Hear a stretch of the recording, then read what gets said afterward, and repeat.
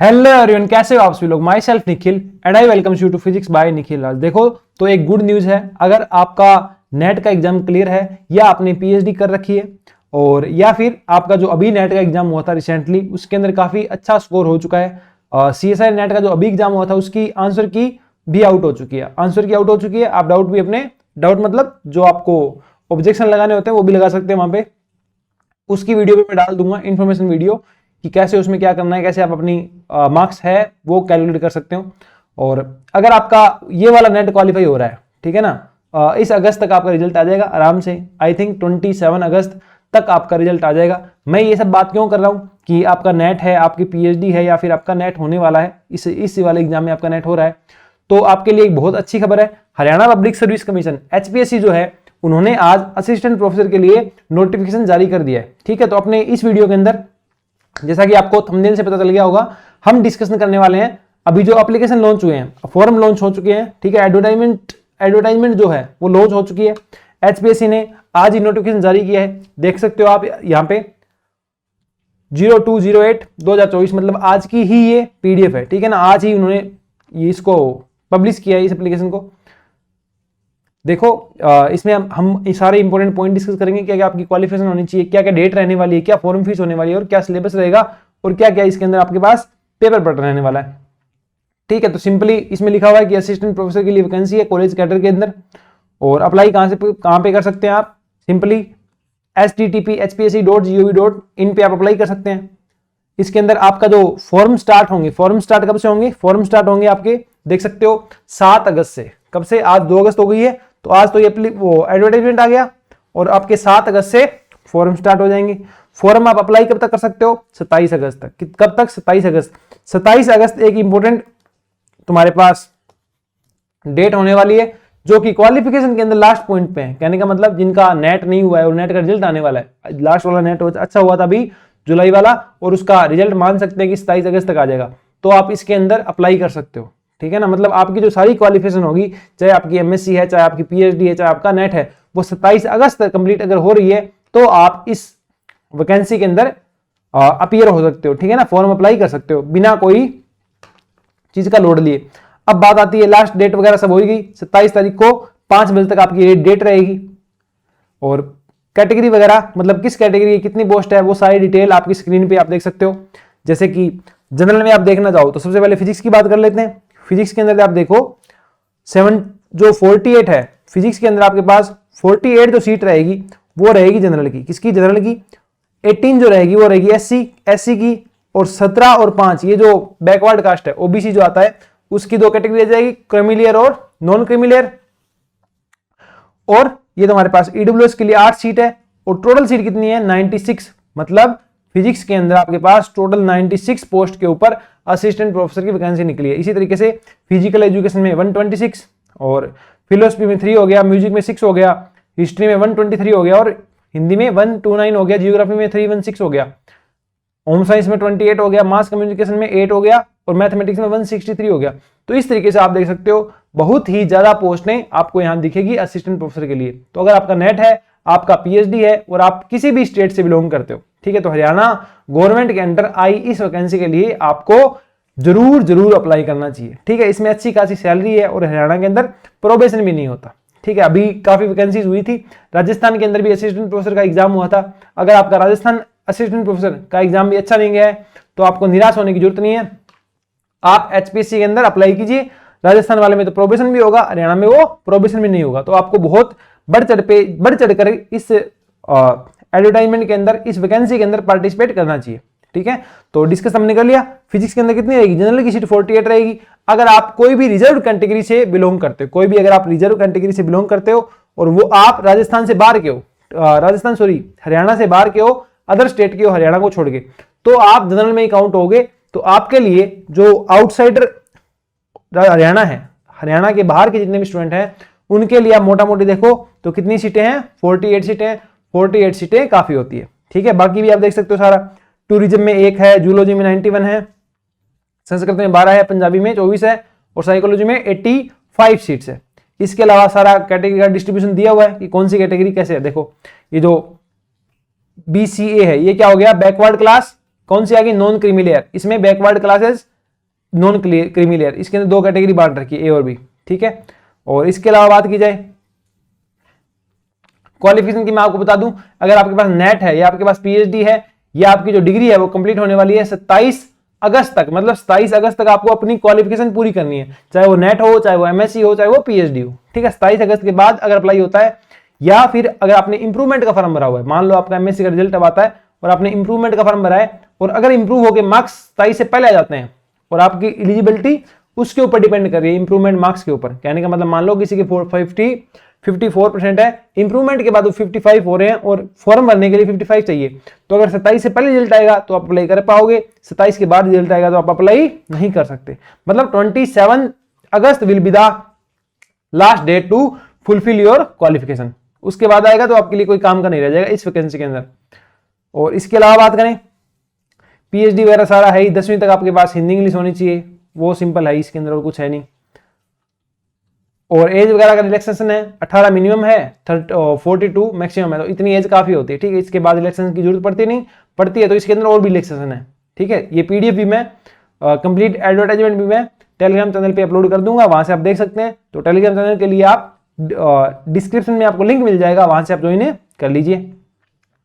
Last date दे दी, last date से ये भी बता दिया कि आपको 27 अगस्त तक कंप्लीट होना चाहिए आपकी जो क्वालिफिकेशन है।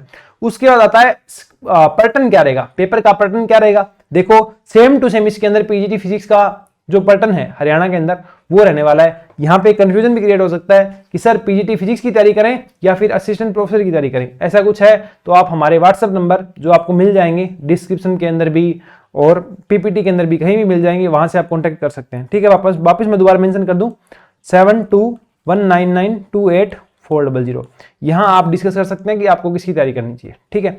तो इसके अंदर आपके 3 पेपर होंगे, स्क्रीनिंग टेस्ट होगा, एक तो स्क्रीनिंग टेस्ट होगा ही होगा, क्यों, क्योंकि स्क्रीनिंग टेस्ट आपके लिए उस केस में होगा जब 4 गुना कैंडिडेट भाग लेंगे, 4 गुना तो लेंगे। फिजिक्स के अंदर कितनी पोस्ट है, लगभग 78 फिजिक्स की आप पोस्ट देखना एक बार, फिजिक्स के अंदर आपके पास पोस्ट है 96, ठीक है। तो मान लो लगभग 100 पोस्ट है, तो अगर 400 बंदे अप्लाई करेंगे, और सिंपल सी बात है ऑल ओवर इंडिया से 400 लोग तो अप्लाई करेंगे ही करेंगे, तो अगर 400 लोग भी अगर अप्लाई करते हैं, ठीक है, 400 लोग अप्लाई करते हैं तो आपके पास स्क्रीनिंग टेस्ट होगा। तो मान के चलो इसके अंदर आपके पास स्क्रीनिंग टेस्ट होगा ही होगा। स्क्रीनिंग टेस्ट जो है वो सिंपल पैटर्न रहेगा एचपीएससी पीजीटी फिजिक्स की तरह। यहाँ आपको 100 एमसीक्यू मिलेंगे, 100 नंबर के होंगे, 2 घंटे मिलेंगे, ठीक है, 12 के पेपर जैसा। नेगेटिव मार्किंग 1/4, ठीक है, प्रत्येक क्वेश्चन का 1 प्लस का नंबर है, गलत हो गया तो -2.5 गए। 5 गोले मिलेंगे, ABCDE, OMR पेपर होगा, ऑफलाइन पेपर होगा। इसके अंदर आपको ई ऑप्शन काला करना है उस स्थिति के अंदर जब आपके आंसर ABCD नहीं है। अगर आप 10% या उससे ज्यादा क्वेश्चन के अंदर खाली छोड़ देते हैं, ई गोला नहीं काला करते हैं, तो आपकी OMR जो है वो चेक नहीं की जाएगी। मीडियम की बात की जाए तो आपके जो जितने पेपर हैं, बॉटनी हो, चाहे कंप्यूटर साइंस हो, चाहे डिफेंस स्टडीज हो, चाहे इन्वायरमेंटल साइंस हो, चाहे केमिस्ट्री हो, चाहे होम साइंस हो, चाहे मैथमेटिक्स हो और फिजिक्स और जूलॉजी हो, इनके लिए मीडियम क्या रहने वाला है, इंग्लिश रहने वाला है। इसके अलावा इंग्लिश और हिंदी दोनों में किसके आएगा, कॉमर्स की बात करो, इकोनॉमिक्स की बात करो, फाइन आर्ट की बात करो, मास कम्युनिकेशन की बात करो, जियोग्राफी की बात करो, हिस्ट्री की बात करो, म्यूजिक की बात करो, फिजिकल एजुकेशन की बात करो, पॉलिटिकल साइंस की बात करो, साइकोलॉजी की बात करो, या फिलोसफी और टूरिज्म की बात करो। इनका मीडियम क्या रहने वाला है, बोथ मीडियम रहने वाला है, मतलब इंग्लिश और हिंदी दोनों बायलैंग्वेज।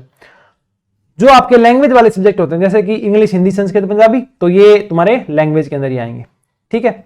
इसके बाद आता है अपने पास, ये हो गया 4 टाइम्स कैंडिडेट जब तक रहेंगे तब तक आपका स्क्रीनिंग टेस्ट होगा।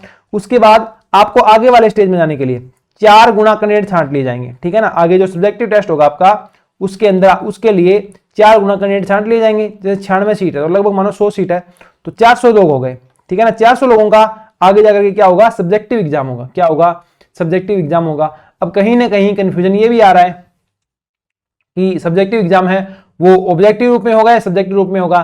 सिंपल सी बात है, इसका नाम ही देख लो, सब्जेक्ट है ना, तो ये कैसे होगा, सब्जेक्टिव रूप में होगा, ठीक है। और जो आपका ऑब्जेक्टिव मार्क्स हुआ था, अभी ऑब्जेक्टिव टेस्ट होगा इससे पहले स्क्रीनिंग वाला, उसके आपके मार्क्स नहीं काउंट किए जाएंगे, उसके मार्क्स फाइनल सिलेक्शन में काउंट नहीं होंगे, वो सिर्फ एक बार छांटने के लिए, ठीक है ना। एक बार जो क्रीम है ना, पूरा जो दूध है उससे क्रीम निकालने के लिए स्क्रीनिंग टेस्ट करवाया जा रहा है। स्क्रीनिंग टेस्ट के मार्क्स आपके फाइनल रिजल्ट के अंदर ऐड नहीं होंगे। इसके बाद आता है subject knowledge test.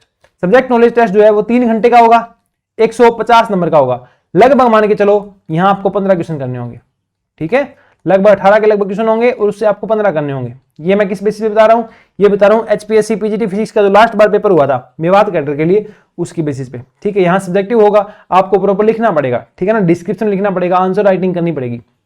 Medium same ही है, इंग्लिश ऊपर बताया था उनके लिए इंग्लिश है, जिनके लिए बाइलैंग्वेज बताया था उनके लिए बाइलैंग्वेज है। साइंस के जो भी सब्जेक्ट है उनके लिए इंग्लिश होता है, बाकी के लिए बाइलैंग्वेज होता है, इंग्लिश और हिंदी दोनों, और लैंग्वेज के लिए लैंग्वेज होता ही है।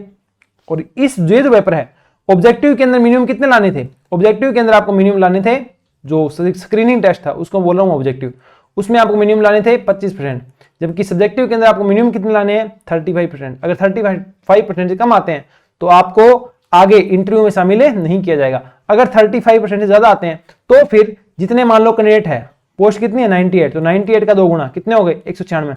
196 कैंडिडेट कौन से, वो वाले जिनके 35% से ऊपर है, उन्हें इंटरव्यू के लिए कॉल किया जाएगा। ये जो आपका सब्जेक्ट नॉलेज पेपर है इसका कंट्रीब्यूशन कितना रहेगा, इसका आपका कंट्रीब्यूशन रहेगा 87.5% of total marks. Total selection का 87.5% जो कंट्रीब्यूशन है वो किसका रहेगा, आपका सब्जेक्टिव टेस्ट का रहेगा। इसके बाद सब्जेक्टिव टेस्ट में पास होने वाले बच्चों के लिए इंटरव्यू कॉल दिए जाएंगे, ठीक है। इंटरव्यू कॉल का कंट्रीब्यूशन कितना रहेगा, इंटरव्यू का कंट्रीब्यूशन कितना रहेगा फाइनल सिलेक्शन में 12.5%। तो आप इंटरव्यू की तरफ जाइए मत, आप यहां सब्जेक्ट पे ट्राई कीजिए कि आप यहीं से सिलेक्शन ले लें, ठीक है ना। बहुत अच्छी खासी पोस्ट है, 96 पोस्ट कोई कम नहीं होती है, ठीक है ना। तो आप अच्छे से इसकी तैयारी करें, जो आपका क्या बोलते 12.5% मार्क्स का क्या हो जाएगा, इंटरव्यू हो जाएगा, ठीक है। ये भी अपने डिस्कस कर लेंगे, उसके बाद सब्जेक्ट का पेपर हो जाएगा ना, उसके बाद कि आप इंटरव्यू की तैयारी कैसे कर सकते हैं, ठीक है। और आपको क्वेश्चन वगैरह भी प्रोवाइड करा दिए जाएंगे इंटरव्यू के लिए कि आप कैसे कैसे कर सकते हैं। ये सैलरी वगैरह दी गई है तो काफी अच्छी सैलरी है, ठीक है। अप्रोक्स आप मान सकते हो कि 1 लाख से ऊपर आपकी सैलरी होगी इनिशियल डेज में भी। यहाँ कोई प्रोविजन नहीं होता, राजस्थान में प्रोविजन होता है पर यहाँ कोई प्रोविजन नहीं होता है। अप्लाई कौन कौन कर सकता है, चाहे आप इंडिया से हैं, चाहे आप नेपाल से हैं, चाहे भूटान से हैं, तो आप क्या कर सकते हैं, अप्लाई कर सकते हैं। ये सारी हमने मेन चीजें डिस्कस कर ली। मिनिमम एज 21 है, मैक्सिमम 42 है। अब थोड़ा सा आता है रिलैक्सेशन वगैरह, ये आप देख सकते हो, मेरे हिसाब से जरूरत पड़ती नहीं है। 21 मिनिमम और 42 मैक्सिमम, इसके बाद रिलैक्सेशन है। अनमैरिड के लिए कितना है 5 है, तो जो अनमैरिड महिला है वो कब तक अप्लाई कर सकती है, 47 तक अप्लाई कर सकती है। इसके बाद आपके पास आता है, इसके बाद इसमें मेन जो पॉइंट थे ना मैंने हाईलाइट कर लिए, तो इतनी कोई दिक्कत नहीं है। अब फॉर्म फीस की बात आती है, तो मेल जो कैंडिडेट है उनके लिए फॉर्म फीस कितनी हो जाएगी, जनरल के हो, ओबीसी के हो, ईडब्ल्यूएस के हो, तो इसके लिए कैंडिडेट फीस हो जाएगी आपके पास 1000। ऑल फीमेल कैंडिडेट के लिए चाहे किसी भी कैटेगरी के हो आप, तो कितनी रहेगी 250।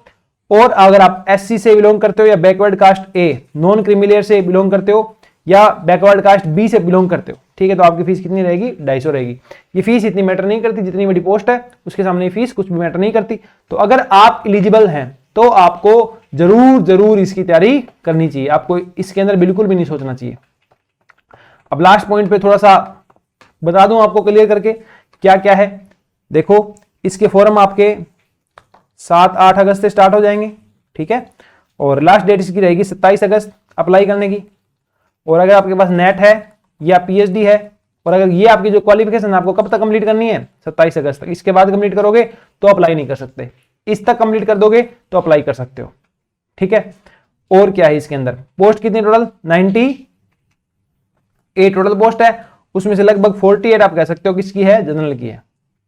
तो इतनी पोस्ट भी कम नहीं होती है, तो आपको इसके लिए जरूर अप्लाई करना चाहिए, ठीक है। पेपर के पैटर्न की बात करें तो 3 टेस्ट होंगे। पहला होगा स्क्रीनिंग, भीड़ को छांटने के लिए, इससे कितने रख लेंगे, ये रख लेंगे 4 गुना, 98 का 4 गुना कितना होता है 196, तो ये हो गया आपके पास 392 बच्चे किसके लिए क्वालिफाई करेंगे, सब्जेक्टिव के लिए क्वालिफाई करेंगे, सब्जेक्टिव के लिए, ठीक है। वो मैंने बता दिया, इसमें आपको मिनिमम कितने लेके आने, 25% लेके आने। और ये जो आपका पेपर है वो कैसा होगा, ऑब्जेक्टिव होगा, मार्किंग होगी +1 माइनस का 0.25, ठीक है। सब्जेक्टिव होगा, सब्जेक्टिव के अंदर ये 150 मार्क्स का होगा, 3 आवर्स का होगा, ये आपका 100 मार्क्स का होगा, और कितने घंटे का होगा 2 घंटे का होगा। यहां आपको 35% लेके आने हैं। इसके बाद आपका होगा इंटरव्यू। इंटरव्यू के लिए कितने परसेंट बच्चे बुलाए जाएंगे, 2 गुना बच्चे, मतलब 98 पोस्ट है तो 196 स्टूडेंट को इंटरव्यू के लिए कॉल आएगा। इंटरव्यू का कंट्रीब्यूशन कितना रहेगा 12.5, जबकि सब्जेक्टिव एग्जाम का कंट्रीब्यूशन कितना रहेगा 87.5%। पेपर जो है आपका, जो फाइनल सिलेक्शन है वो किस पे डिपेंड करेगा, सब्जेक्टिव प्लस इंटरव्यू के ऊपर। स्क्रीनिंग के ऊपर आपका जो फाइनल सिलेक्शन है, सिलेक्शन जो आपका फाइनल है वो स्क्रीनिंग के ऊपर डिपेंड नहीं करेगा। स्क्रीनिंग है सिर्फ छांटने के लिए कि जो क्रीम है वही आगे जा रही है, इसके लिए स्क्रीनिंग है। ठीक है, स्क्रीनिंग इसमें होगा ही होगा। तो इस वीडियो के अंदर हमने कंप्लीट डिस्कशन कर लिया है। इसके अलावा भी कोई इन्फॉर्मेशन छूट जाती है तो मैं कमेंट में पिन कर दूंगा, टेलीग्राम चैनल पे डाल दूंगा। उसके लिए आप टेलीग्राम चैनल और टेलीग्राम जो आपका ग्रुप है वो डिस्क्रिप्शन से ज्वाइन कर सकते हैं। तो बने रहिए फिजिक्स बाय निखिल राज के साथ। बाकी मैं और अपडेटेड वीडियो, इंफॉर्मेशन वीडियो, आपके पास कंटेंट अपलोड करता रहूंगा। साथ बनाए रखें, चैनल को शेयर करें, सब्सक्राइब करें, लाइक करें। ठीक है, अपने 975 सब्सक्राइबर हो चुके हैं, तो उम्मीद करते हैं आज या कल के अंदर ये 1000 भी हो जाएंगे। ठीक है, तो ये फॉर्म आप जरूर अप्लाई करना और एक अच्छे मोटिवेशन के साथ इसकी प्रिपरेशन स्टार्ट करना। ठीक है, अगर इसकी प्रिपरेशन स्ट्रेटेजी की वीडियो भी आपको चाहिए तो आप कमेंट सेक्शन में बता सकते हो, इसकी प्रिपरेशन स्ट्रेटेजी की वीडियो भी अपने ले आएंगे। ठीक है, तो मिलते हैं नेक्स्ट लेक्चर के अंदर, नेक्स्ट वीडियो के अंदर, इंफॉर्मेशन वीडियो के अंदर। तब तक के लिए thank you, bye bye, take care, पढ़ते रहिए, बाय।